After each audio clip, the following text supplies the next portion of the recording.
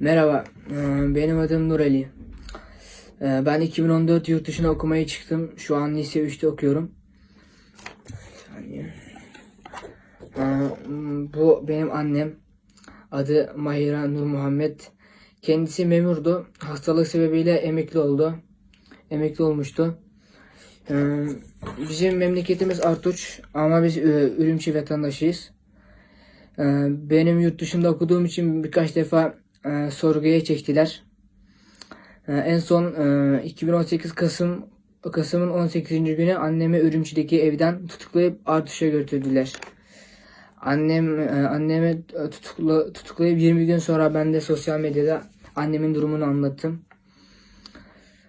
2019 Ocak ayında 16,5 sene tutuklandığı haberi geldi. 16,5 sene hapiste yattığı haberi geldi. Kapalı mahkeme açmışlar ve 16,5 sene hapis cezası vermişler. Ben Türkiye Cumhuriyeti'nin kanuni öğrencisiyim. Benim annemin bu kadar uzun hapis cezası alacak kadar benim suçum yok. Ben sadece bir Türkiye'deki kanuni bir öğrenciyim. Annemin hapiste ne kadar zorlandığını hissediyorum ve bu benim psikolojime ve okuluma çok zarar veriyor.